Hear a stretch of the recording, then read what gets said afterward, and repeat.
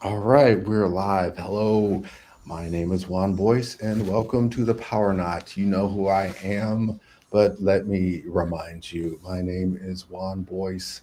I am a self taught software engineer. I have been coding computers since the age of 11. I've read a lot of books, and that's really how I learn. I learn by doing and really just applying things. And now, what I'm trying to do is I'm doing quite a bit, doing the podcast, doing school, and all of those things.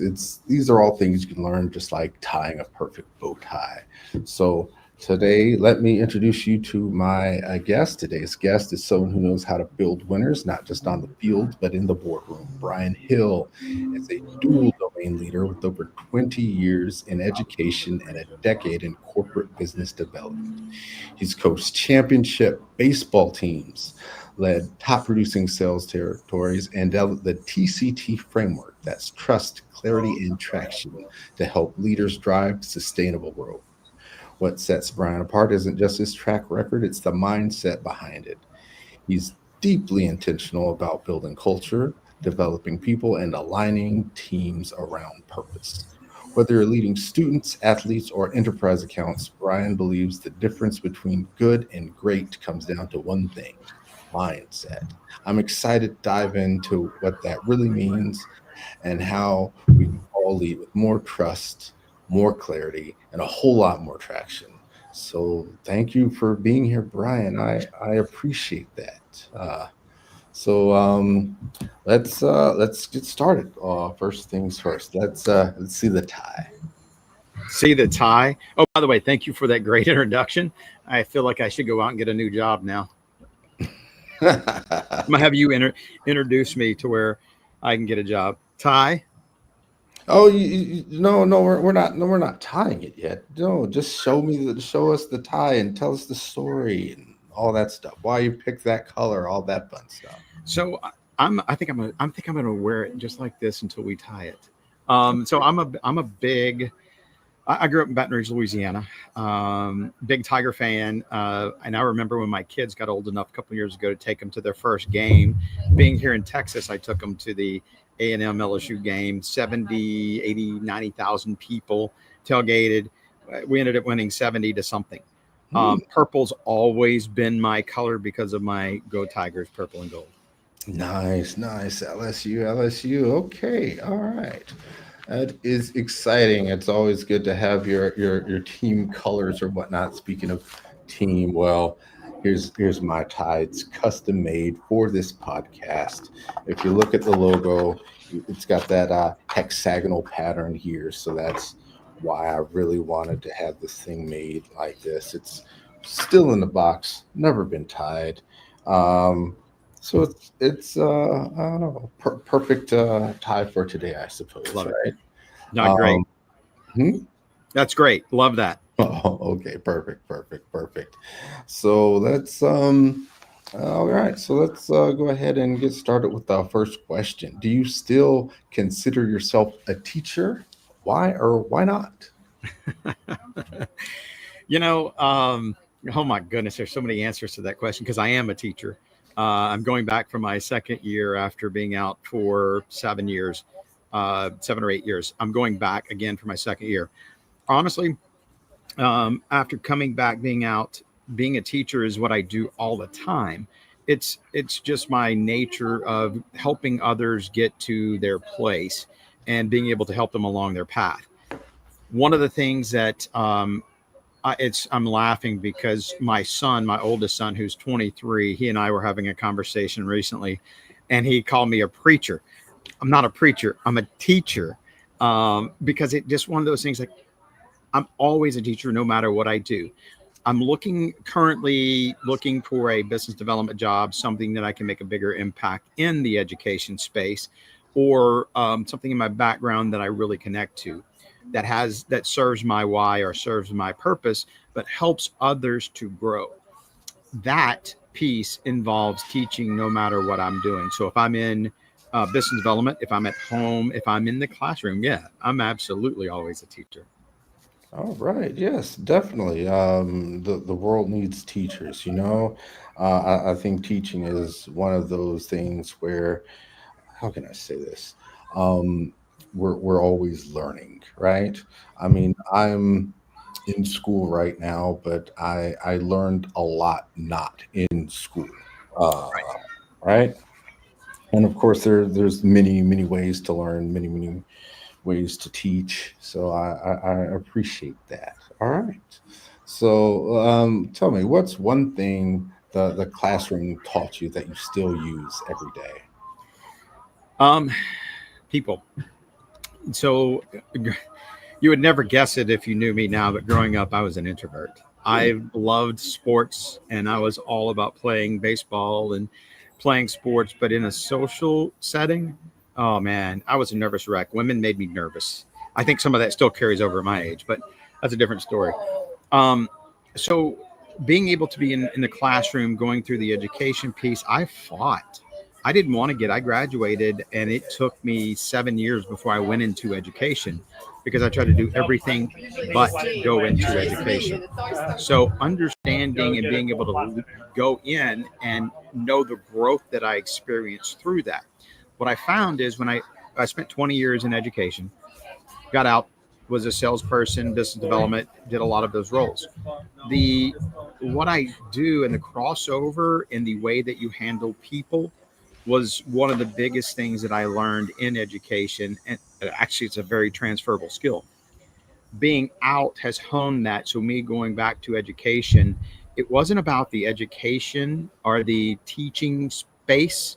It was, I could handle my kids. And I would always tell them, and it's just kind of the way I looked at my business development. If, if we come in contact with people all the time, no matter if we're doing in the classroom, if we're doing trying to sell something with friends, hang out, I am going to be that positive energy in your day because I may be that only moment of positive energy that you have in that day. So why would I want to bring you down? That's the one thing going back to education that I realized has been a part of my life for longer than I really knew. All right, all right. That sounds great. Definitely, people are, um, you know, you're always working with people, right? So I think that's a good thing. So let's go ahead and start with tying the tie here. Let's see, and the first step is to cross over. This is going to be probably the easiest thing. So, uh, geez, it's hard to see here, but you've got a short end and a long end. So you cross the long over and you pull it under and through, and you put it over your shoulder. Just get it out the way for right now. So you'll just have the short end right here. Does that make sense? Uh-oh. We didn't, did you not adjust the length quite I yet? did. I didn't like it. Um, I didn't like it. So I got a long one and a short side. Yeah, so let's see. My dominant hand is here. So I'm having a little long end of my left hand, which is my Okay. non-dominant hand. I'm crossing the long end over the short end, and then I'm pulling it under and through, and then just throwing it. So what happens here is I have the short end is now on my left side, right? Okay, And got it. that way I can, but for right now, let's not get ahead of ourselves. And let's go to the next question. So tell me, what led you to develop the TCT framework, trust, clarity, and traction? And So and explain it to us for those of us who don't quite might not be familiar with it. right. No, it's one of those things. It's a bigger purpose. Um, we got we I had a partner and we started a business back in 2021. And part of my job, business development, was networking. And some of the groups who were networking were new. I had a guide gentleman tell me, you need to try this group called Cup of Joy, which I've now actively become. Which we just had an event here where I'm at in the Woodlands. We just had our event. Um, and so I went, met people, and it was really about, it was different because it was about connecting with people through why, through purpose. And it discussed what does your purpose mean? And through my discovery, I didn't realize this, but I knew this, but I didn't know it. I didn't know how to say it. What I found was that I am based and my purpose is driven through trust, clarity, and traction. In other words, I'm looking to be the go-to guy to help grow and help other businesses do the best for they can, or in a personal setting, to help them get better, which fits my teaching aspect. And when we looked at this, and I'm looking at what I wanted to do, trust, clarity, and traction have been at the center of my life. So, uh, what I decided was there's a lot of businesses, there's a lot of personal people that don't understand what that means. So, one, I have a podcast called What Makes You Tick, and we're going to discuss stories of traction, clarity, and trust, which is the foundation of it, within the stories of people from their businesses to their personal lives, how impactful that is, and how much of a difference that makes in our lives. So my goal is to have that in a very similar format to this. Outside of that, the stories, the people that I bring, it's one of those drivers that connect me no matter what I'm doing. If I'm in business development, boom. If I'm in a relationship, boom. If we're friends, it's all about trust, clarity, and traction with me. So I guess you could say that's my core values. And I want to be able to share that with others and make an impact in their lives. Okay. Well, it's you've got trust, clarity, and traction, right? It's not trust, clarity, or traction. So, can you share a time when one of those elements was missing and what changed when it was introduced? Yeah. So one of the things that's changed me, we always have I have those opportunities or those bumps that go along, and one of the things that changed me is my goal was to be a baseball player. My bigger goal was to be a dad. So when I went through my divorce, it was one of those things that really challenged me. I looked at it as now I'm not going to let it get me down. I've seen enough kids through education. I've seen enough parents go through this and bitter. I wasn't going to be that for my kids. I wanted to be better instead of bitter. So one of the things that I really learned then was not knowing it was how trust, clarity, and traction make an impact. Where it was missing was in my marriage, and I'll take part of that. I don't know that I trusted my partner like I should have. I definitely know she didn't trust me, and it, what I've come to realize through the trust piece is that we're all worried about building up trust. What happens when you give trust? You give trust and you find out who that person is. If they don't give it back or they break it, it's nothing against you, which a lot of us take it personal. It's seriously about them and they show you who they are. If I'm not willing to give you my trust, then I'm going to see something that's not real. And so when that trust wasn't there, then I can't get clarity because I don't know who I am. I didn't know who she was like we should have. And then, of course, there's no traction, or you lose. Even if you do have traction, you end up losing it because traction's built off of the trust and the clarity piece. So for me, it was really the trust within my marriage. Not that either one of us were trustworthy, but one, I didn't trust my gut, what it was telling me. And two, I didn't give her the enough trust for me because I was worried about what she would do with it. I look at completely different from now. Okay, I get it. It sounds like trust is the foundation, right? Where you first you give trust, and then receiving that trust back gives you clarity, and then Yes. from there you're able to build traction. Yeah. And even if the person doesn't give you trust back or they break your trust, either way, they're at least showing you who they are. And our purpose is really to surround ourselves with those people that are our people. And if Mm, we surround them with fake people, then we're getting a fake view. We're not getting clarity. We're getting a fake view of what life really is about and the okay. best person that we can be. And tell me, how does TCT show up differently in a classroom versus a sales organization? Oh, goodness. Look, I've got kids. It's the same platform. Kids are a little tougher. I can walk into a business, have a conversation because we're the same age and we can understand each other. We can build trust or understand, really not build trust. We can understand each other and how the trust is. From a business standpoint, I had a gentleman who, man, made me feel really good in a recent conversation, because he said the only reason that I went with your company was because of me, because you made me feel a certain way. We connected. That made me feel good. With kids, it's the same way. The only difference is they're a lot harder because you only get them for a couple of minutes. They're distracted. They've got distractions and they don't know how to work through them. So building trust means that you have to find entertaining ways to get them engaged. You have to find entertaining ways so that they can find their purpose and find their why within what you're building. Then once you do that, that trust comes because it creates clarity in what they need, and they'll question. And you may, if you've been around kids or maybe go through school, you'll hear this. When am I ever going to use this again, coach? That gets asked all the time.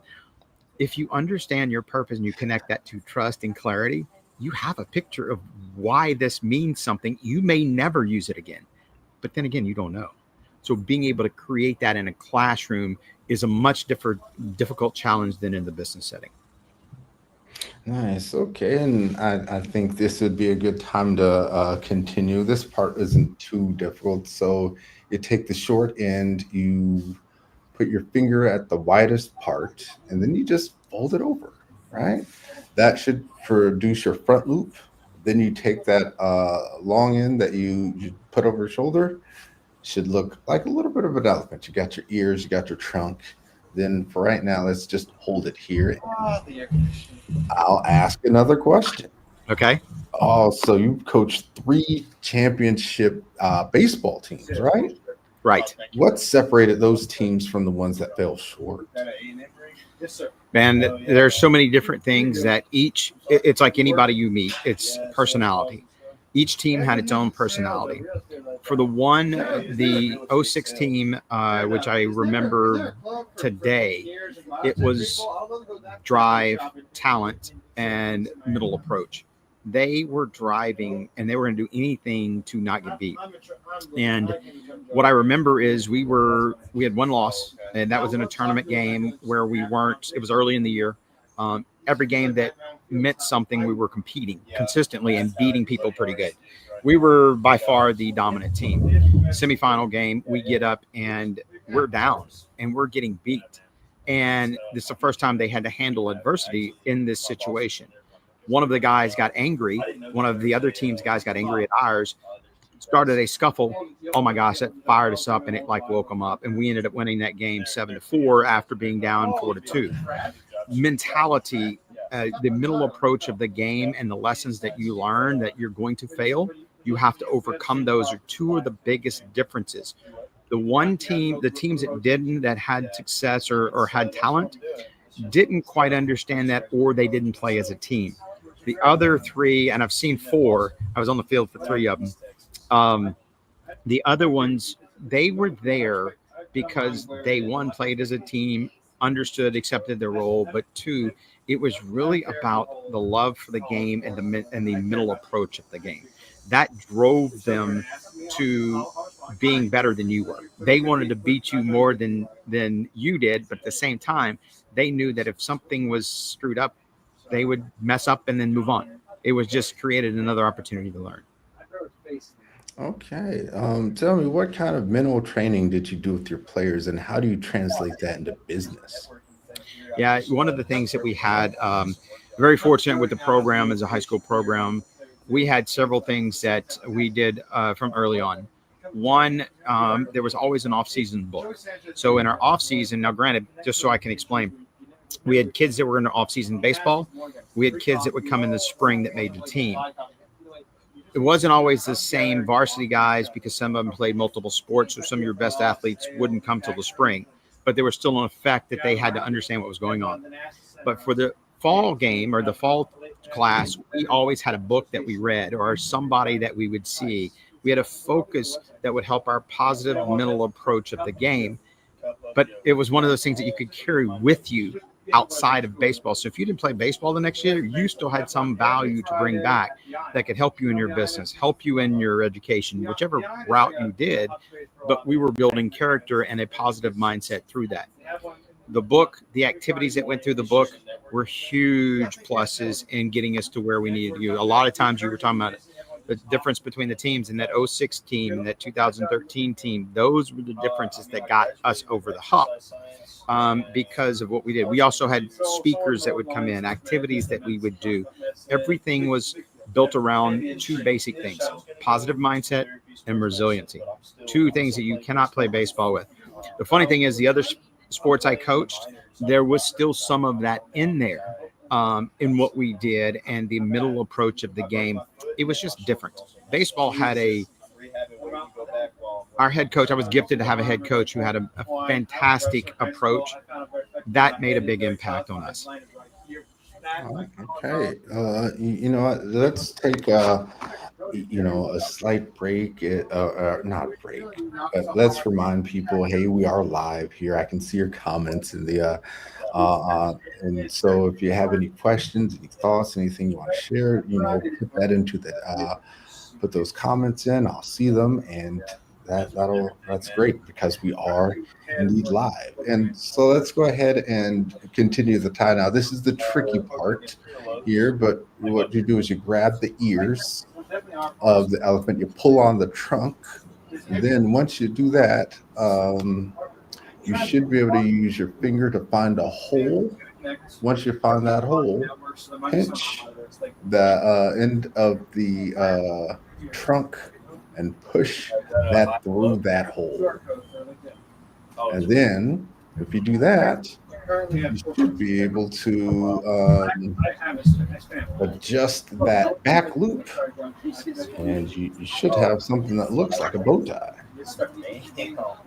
But, Okay, let me see if I can get this. I'm not gonna lie, that is the hardest part, the trickiest part.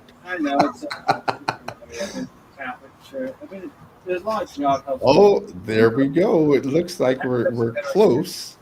Let's go ahead and ask another question. You mentioned that the difference between good and great is mindset. So how do you foster that mindset daily, especially in teams? How do you alter mindset? I can't. I have to create buy-in. So I have to be the energy that people see, and I have to be the example. It doesn't matter if you're business, family, coaching, it doesn't matter. Unless I create buy-in to who I am and what I believe in, you have no reason to trust me. So all I'm doing is just throwing stuff against the wall and hoping it sticks. You have to first create buy-in. Once you create buy-in and understanding, then you're going to get people that will lead the rest of those that don't have it. Once you get that, and especially in a high school setting, if I can have a couple of people that lead that, then that team's even better. If I do that in a business setting and I can find people that will lead and back this, you're always going to have naysayers and doubters. Those are the people I'm not worried about. They will either move away or move towards. It's the other group that you create buy-in that are the leaders that take a step up whether they want to or not. Those are the ones that will do it for you. So finding those leaders is really impactful. Finding buy-in through those people is impactful. I can't force it on you. It has to connect to your purpose. It has to connect to what you believe in. Yeah, it sounds like buy-in. That sounds like trust, right? It sounds like you're talking about TCT again. Yes. Correct. All right. Well, that's good to know. You led students, athletes, and enterprise sellers. What stays the same across those domains, and what has to change? Wait, say that question again. I want to make sure I hear it clearly. You said students, athletes, and enterprise sellers. So what stays the same across those domains, and what has to change? Staying the same is a trust. If you don't trust me, it doesn't matter. If you're not willing to trust me or trust anyone, it doesn't matter. Everything you're getting is fake. So to be able to have a deep and real relationship, there has to be trust. And I think that opens a door for the clarity piece. And I know I keep harping on those two. But understanding where you stand, understanding where I stand. One of my biggest things lately, honestly, is perspective. And you ask about change. So if I'm looking at something and I can see it in a certain way, like I'm looking at my screen, I see you, I see your tie, you're looking at the same screen, but from a different picture. Your perspective is different, even though we're looking at the same things. If I can understand your perspective, then I have a better idea of what we want to build, no matter what we're building here. If I'm building a family and I'm looking to find a wife and we want to have children, understanding that, being able to see each perspective instead of trying to put it together and make it work is huge. And I think we lose that piece in whatever we're doing, is trying to understand that perspective. So you asked me what's important. Perspective. Understanding yours, understanding the other person's important. What has to change? Perspective. If you're not willing to see my perspective and you're wanting to force sales, huge.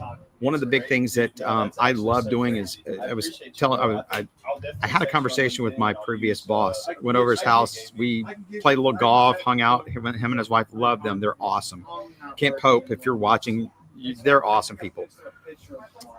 And it's one of those things where I'm looking at what we did for sales, and I had these guys when I worked for Gordon's. I had these people that were salespeople, great people, but they were more or less building you as a salesperson. I'm trying to sell you this. The ones that I'm not that person. Where I excelled was I understood or started to understand that I want to hear what you've got. I know what our solutions are. If I have solutions, then we're going to match. But I have to be willing to hear your perspective and understand where you're coming from in that consultative piece. That's more, going back to the teaching piece too, that's more, then I can help you solve the problems that you have. Or if I can't, maybe I can solve part of it, but you may need somebody else to help you with the other. I think, again, the perspective piece of that and the willingness to understand others' perspective is one of those things that needs to change. Yeah, okay. And trust is so critical. So how do you build trust with people who are skeptical or burnt out? The short answer to that is kind of two parts. I'm not going to build trust in you. I'm going to give you my trust. What you do with it shows me who you are. That's one. My job is not to build trust within you, because you're the only one that controls. I can't control your trust. I can control my actions. I can control my attitude, and I control my effort.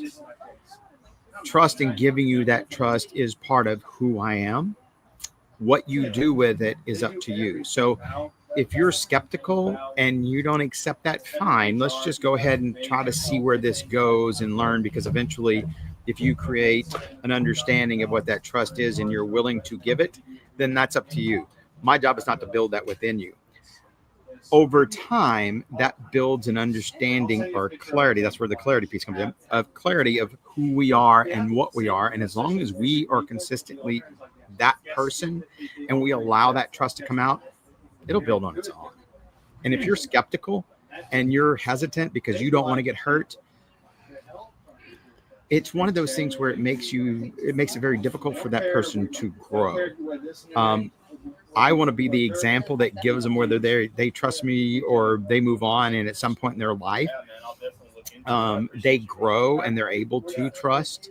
I think that's the most important piece, because there's a lot of people in this world right now that don't trust anything, and it's a shame, because they're worried about, they're protecting themselves, they're protecting who they are, so nobody ever gets to know them. If you don't trust, nobody really truly knows who you are. So as far as the building trust, I don't know, because I don't control all of that. That's a difficult question for me to answer. Well, it sounds like what you're saying is that you first build trust by giving trust, right? Yes. And if someone's skeptical, you trust them anyway. And Yes. perhaps in the way that they respond is just showing you who they are, right? But you build trust first by giving trust. Yeah, it's not about me. It's Right. never about me. Well, let me ask this. Trust, of course, leads to clarity, but what do most leaders misunderstand about clarity? I'm going to be blunt here. A lot of the leaders feel like they're the ones that need to create the clarity. Hey man, you got to see it my way. And if you don't see it my way, you hit the highway. I've heard that before. It cracks me up. But when you're in a good situation, in a business situation, and you've got a great business leader, they're able to guide you and teach you and help you based on who you are and what your strengths and weaknesses are. That's the piece of clarity that the good leaders understand. The other leaders are the ones that aren't search of clarity unless you are the one that they're clearing how they stand. And I think there's a misunderstanding and a misleading because, back in the old days, you had to do that. Back in the old days, probably last year, but our culture's grown so much. And look, I have a son that just graduated high school last year who's built his own business on IA and my bad advice or my good advice from the businesses that I've failed at. So it's a matter of, how do you build that and how do you find the clarity? I think you just have to be open enough as a leader to understand that what you see and the way you see it is not always right. And go, yeah, my bad. I was wrong there. You taught me something as a leader. That is the best leader. Okay, yeah, that makes sense. It sounds like clarity isn't about trying to put your perspective on others, but a part of that is bringing in the perspectives that other people have, seeing their perspectives, Yes. which seems to relate to trust, right? Yes. So trust drives the clarity. And that gives you traction. Speaking of traction, I believe you had a top producing year, over $5 million in sales at 162% of the target. What drove that success and what didn't show up in the metrics? It's funny because I'm looking at that, and look, one of the decisions I made was to start my own business or be part of a business that started. It was a great decision. It was a great opportunity, and I've loved so many different things from it. I'm a different person than I was during that year. I've actually grown, and I have a completely different perspective on life that helps me to even grow that business if I did. There are regrets where I do regret leaving that position shortly after that year.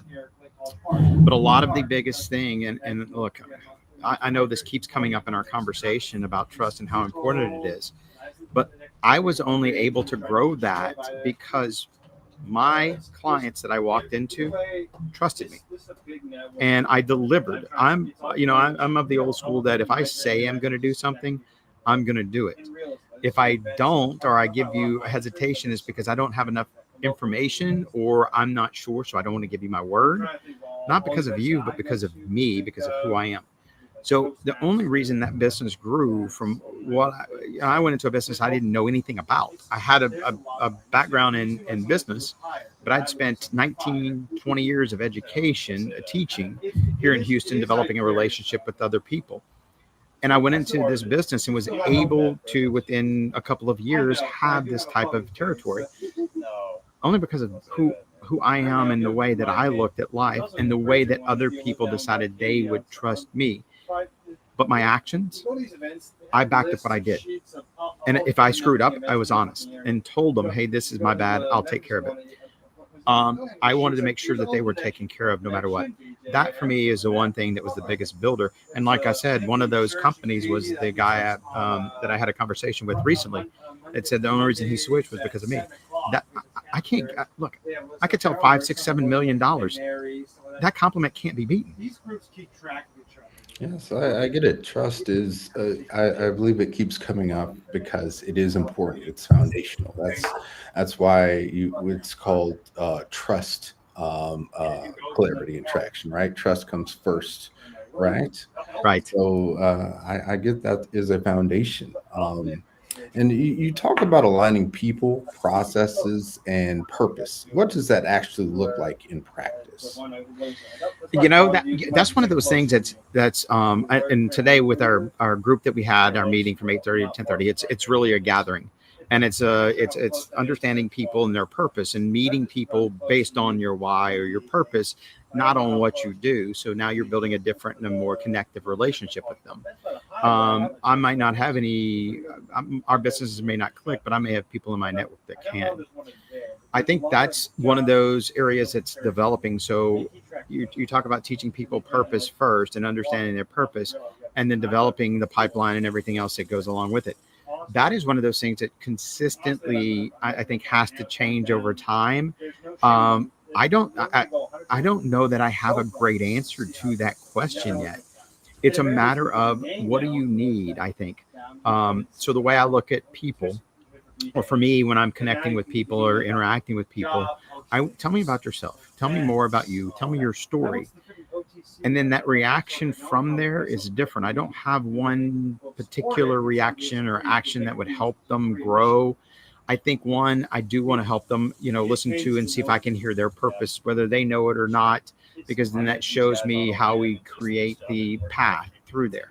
I don't know if that answered your question, because that's one of those things that I think just consistently evolves. But that is one of the goals that I strive for in any conversation I have, any business I work for, even my teaching, my classroom. That's one of the things I truly strive for. Yeah. So, I think I get it. I think it has to do with clarity, knowing what your purpose is. And I think that you're intrinsically motivated to follow that purpose.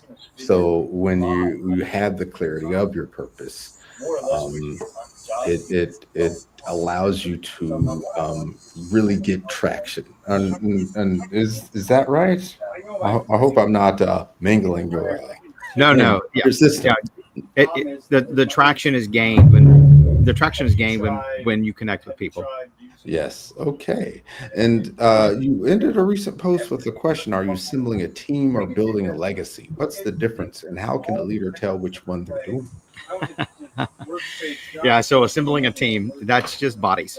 Are you really looking for just to assemble a team so that, let's go from a business development standpoint in sales.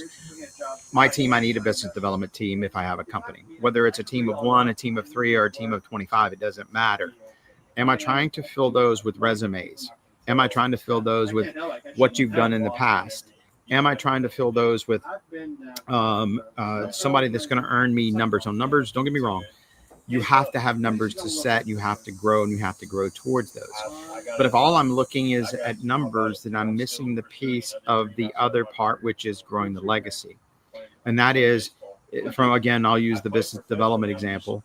From what we just described to building a legacy, one, I want to make sure that I have a training program set them up that helps them sets them up for success on the business standpoint and from the culture standpoint. So as I'm going through the companies that I've worked for that have been fantastic, they connect their culture. They bring in people that connect with their culture. In other words, their purposes match or similar enough. Then they teach you their business. They teach you your culture. They teach you how to go out and be successful.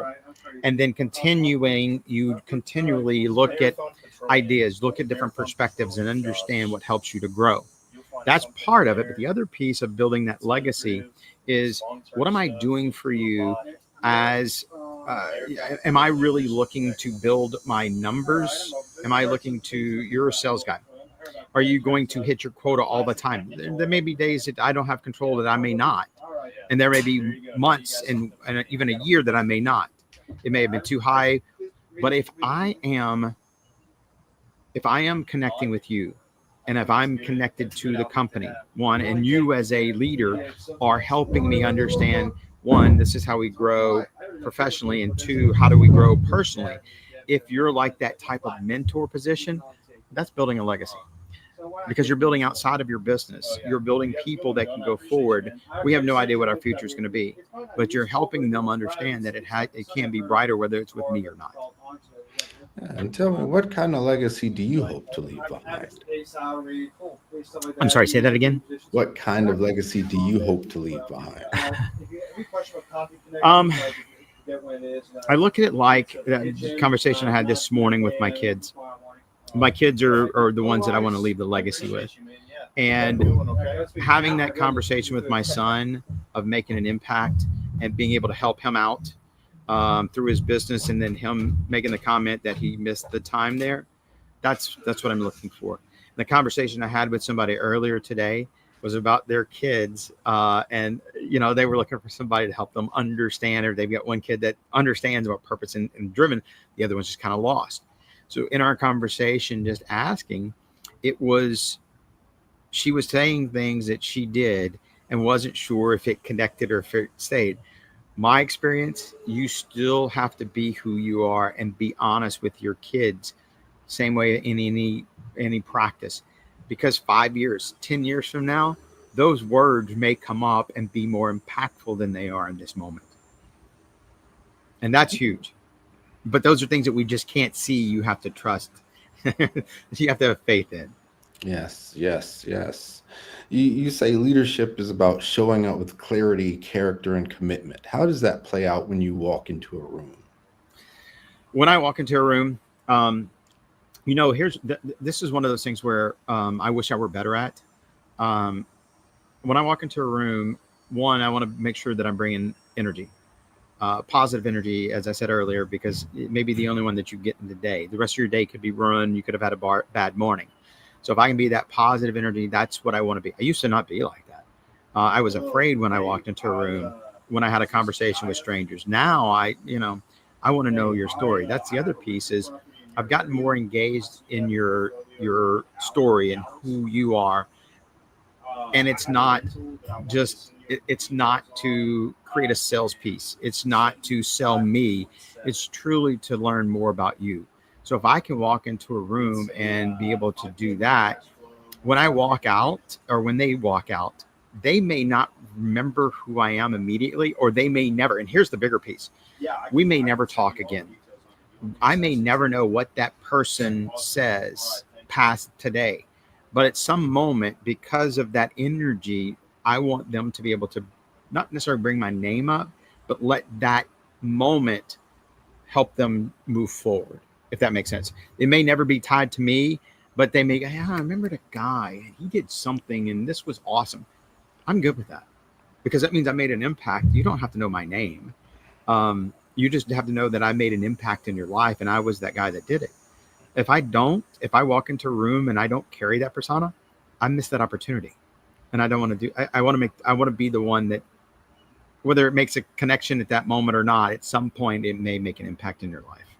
Yeah, so that makes sense. And I believe that, what is it? Attitudes are contagious, right? Mm-hmm. If someone is, let's say, a jerk to you, then that can make you angry, and then you might become a jerk to the next person, and it becomes a cycle that just kind of filters out. But having positive energy, I think, is definitely something that is infectious in a good Yeah. way, right? And You know it's that. funny because yesterday sorry, I'm laughing because I had this conversation, and I remember there was actually a time in our life, and we've all gone through this, where we're really struggling and it's hard.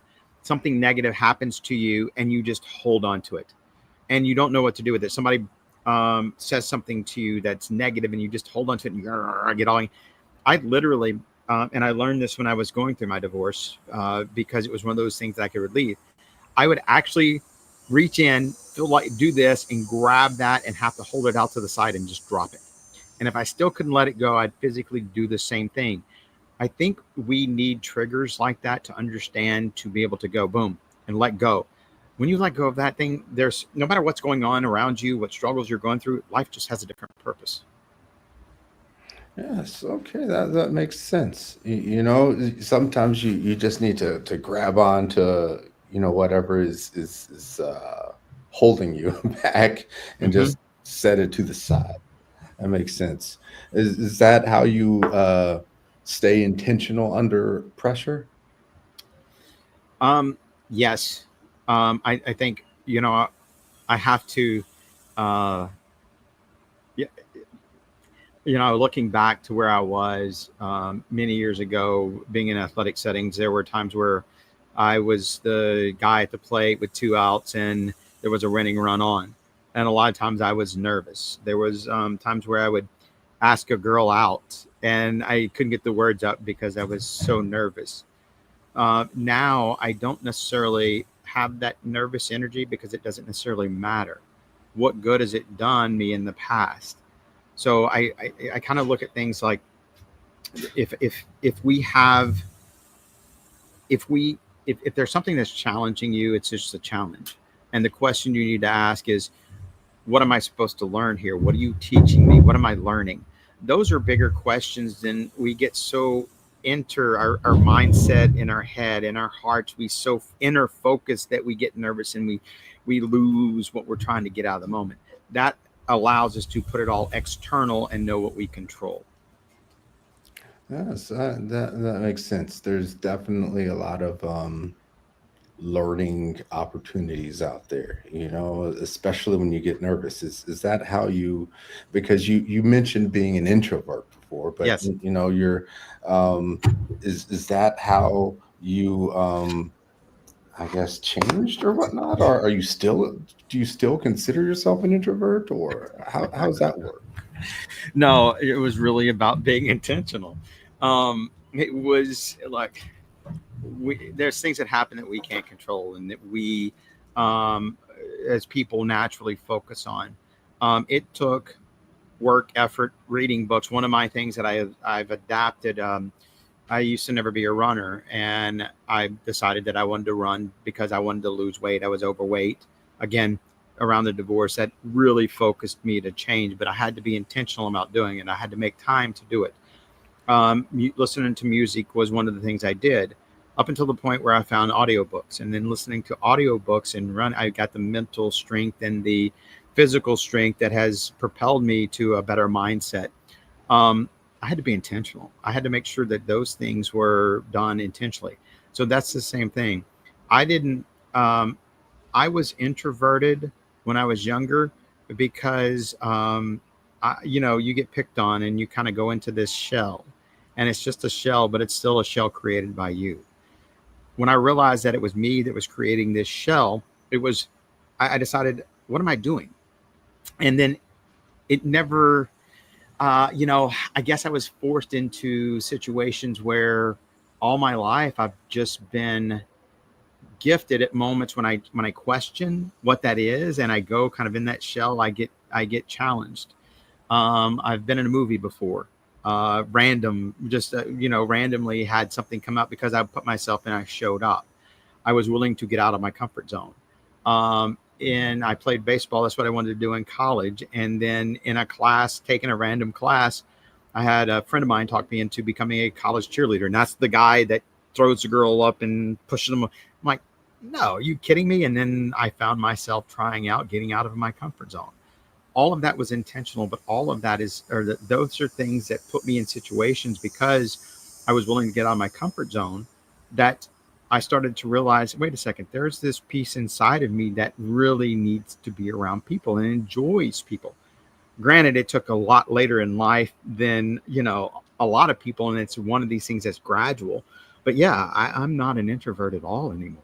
I go nuts sitting at home. Now, granted, I have, you know what I'm talking about. You're doing stuff behind a computer. You have to be there. There's moments in your life where you have to be alone, but nah, I need to be around people.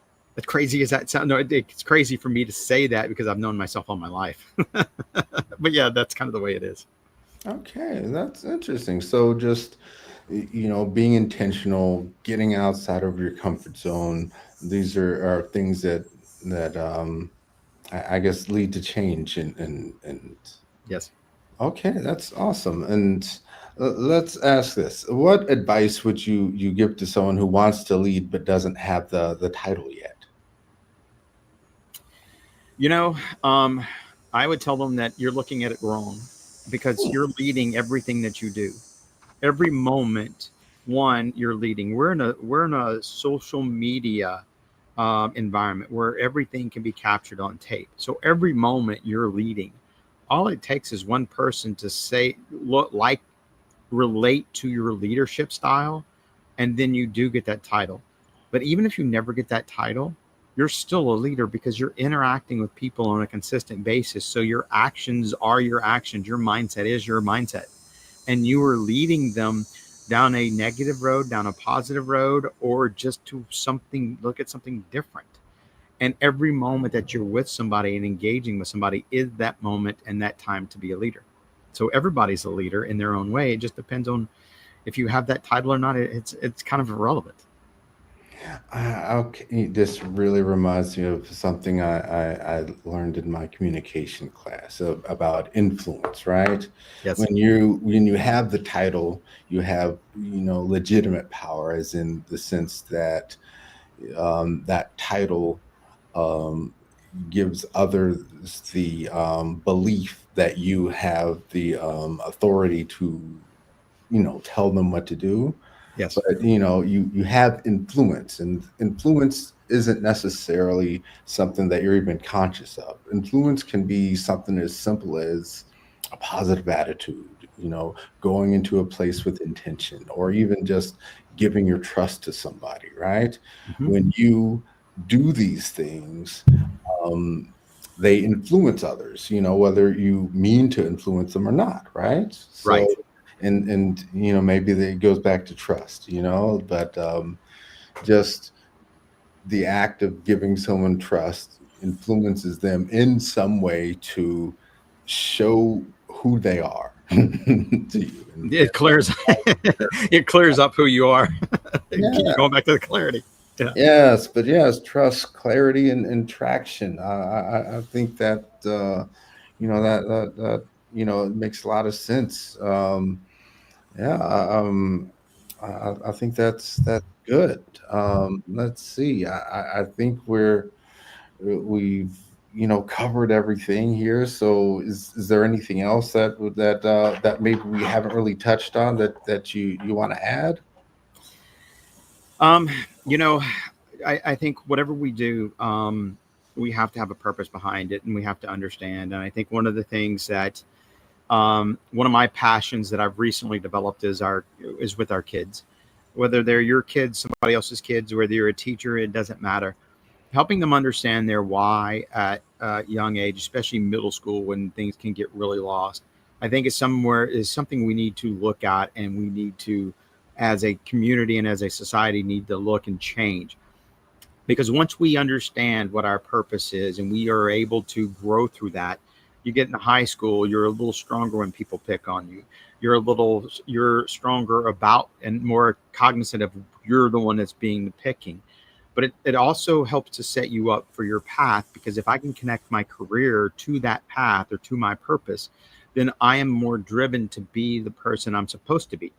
If I hire you and you're driven and you have a connection and a love for that, then you're going to do better for me than I would. I think we miss that piece, the purpose, the why, through our society, through our schools. And I think that's something as a parent, as a person growing up, as a young person, that I think we should focus on more.